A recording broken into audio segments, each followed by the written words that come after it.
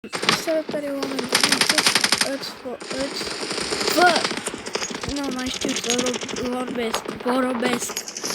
Astăzi vă voi arăta cum să să vă puneți ca să jucați mai bine Standoff. Știe toată lumea, jucă toată Standoff. Depinde acum și nu depinde chiar și telefonul ce telefon ai, ce telefon folosești.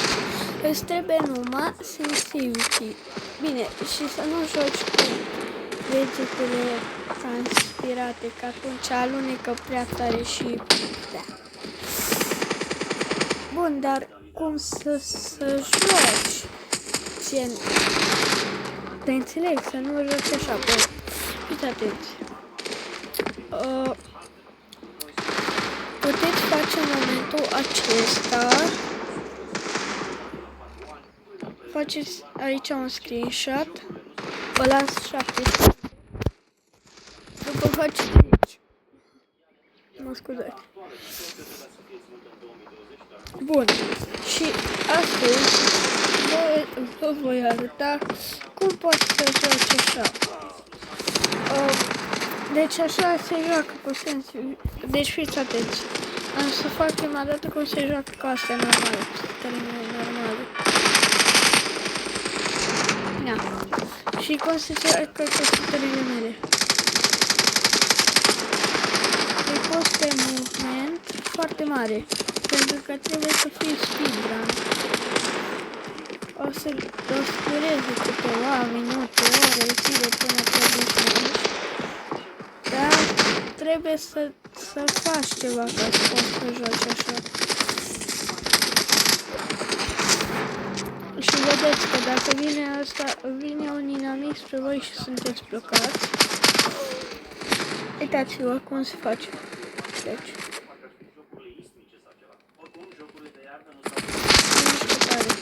Da, și aveți mai multe șanse de câștig și mai puține de pierdut.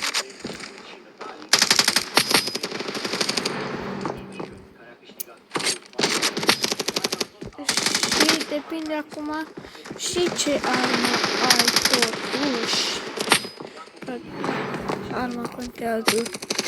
Bine, nu chiar și arma, dar îți trebuie ceva bun.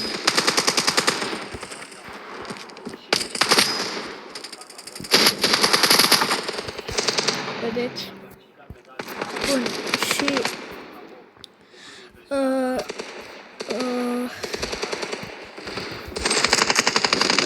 ce să vă mai zic?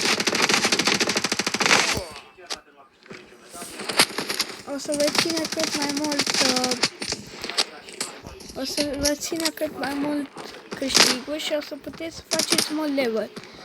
Bine, acum nici nu te depinde cât level ai. Că eu, uite, eu am 24, n-am level maxim. Da? Și v-aș arăta, doar că n-am chef să ies din meci.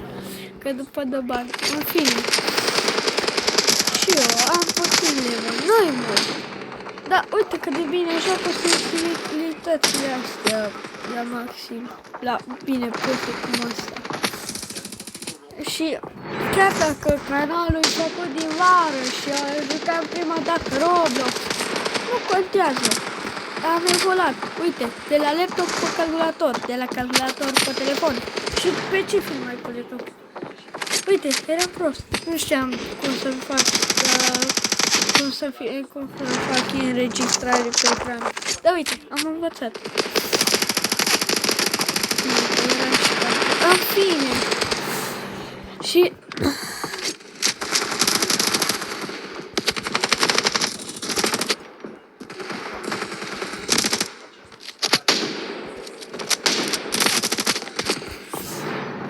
acum uitați-vă,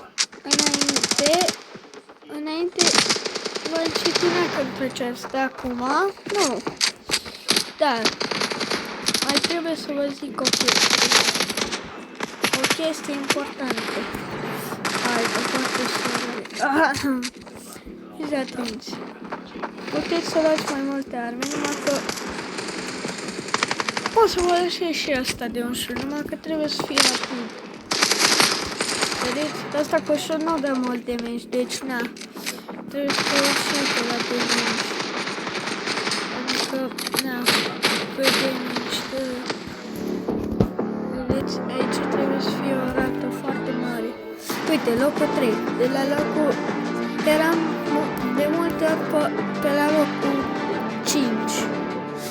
Dar uite, acum o să cresc. De la 4 am crescut, acum am crescut la asta. Și uite, la și bănuți, la și recompensă.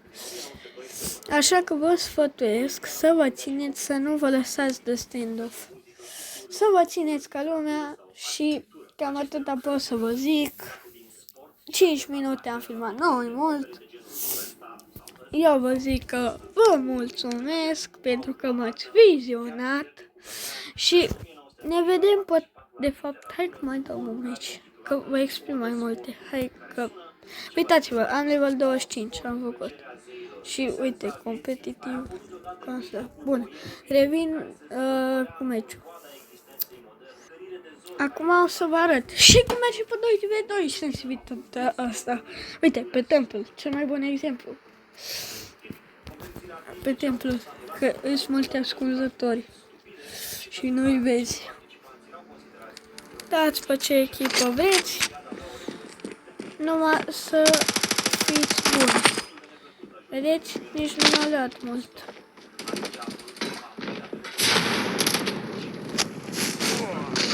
Am murit.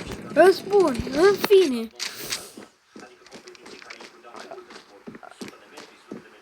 Uitați. Vedeți? Aveți mai mult timp să reacționați. Nu puteți să reacționați când stați pe loc. Uite, cea mai bună echipă e cu pistolul ăsta. Te lasă.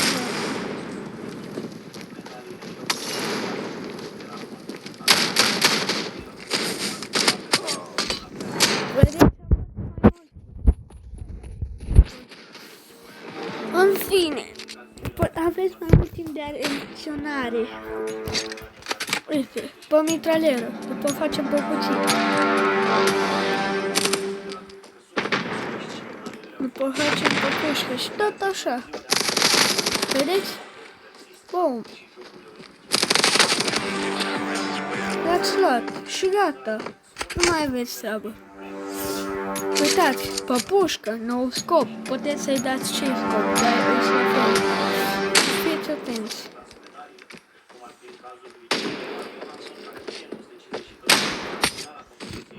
Vedeți, la pușcă nu prea merge bine. Tot, na, are și nou scop. O să vă arăt și pe cuțit după meci. La pe unul mai trebuie 4. Am o ial. Bun, în fine. Vă trebuie sensibilitate, toate chestiile pe care le-am arătat la început.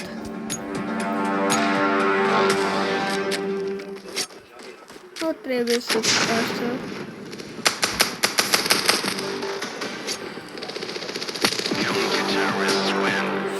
Și aveți mai mult timp și de reacționare. Uite, merg pe pățit.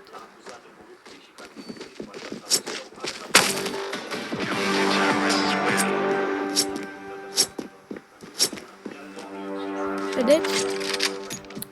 Bun, acum headshot. Headshot. Ce-i rău?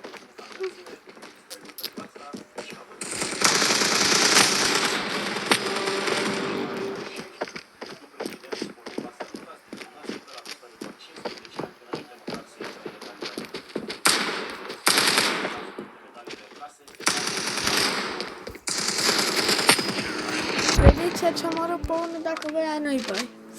Puteți să jucați, mai ies uneori chestii. Nu știu.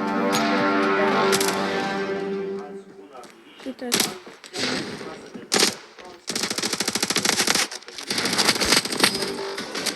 M-a ajutat colegul. A murit. Bun. Bă, zâmbiți și luați. Da? Nu e știu. Să nu vă fie frică, dați sensibilitățile, cum am zis eu. V-am pupat, aici a fost Patrick și ne vedem pe data viitoare.